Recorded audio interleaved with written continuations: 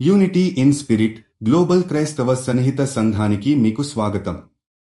మీరు ప్రార్థన అభ్యర్థనలు పంపాలనుకుంటే లేదా క్రైస్తవ జీవ భాగస్వామిని వెతుకుతున్నట్లయితే mark108.comను విజిట్ చేయండి. ఇప్పుడు మనం ప్రార్థనలోకి వెళ్తాము. ప్రభూ, మేము ఈ రోజు మీ సమక్షంలో నిలబడి మీరు శాశ్వతమైన ధనవంతులుగా ఉండాలని, వారి జీవన విధానం మీద మీ జ్ఞానంతో నడిపించాలని ప్రార్థిస్తున్నాము. ప్రతి జంటకి మీరు ఆశీర్వదించండి. వారు తమ ఆర్థిక పరిస్థితిని క్రమంగా మరియు తెలివిగా నిర్వహించడానికి జ్ఞానం మరియు మార్గనిర్దేశం పొందాలని మేము కోరుకుంటున్నాము.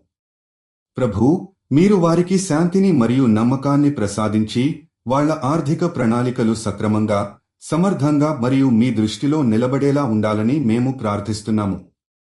వారు తమ సంపాదనను మరియు ఖర్చులను సక్రమంగా నిర్వహించి తాము పొందిన సంపదను మీ సేవల కోసం ఉపయోగించడానికి ధైర్యంగా ఉండాలని మనసారా కోరుకుంటున్నాము.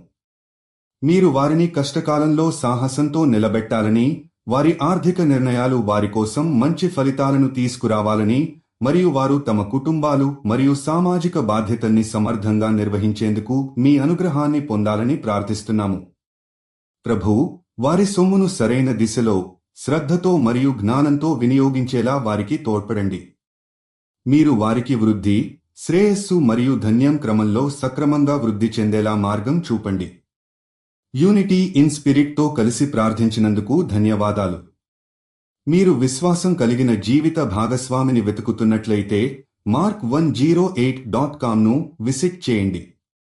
మీ ప్రార్థన అభ్యర్థనలు కూడా అక్కడ పంపవచ్చు.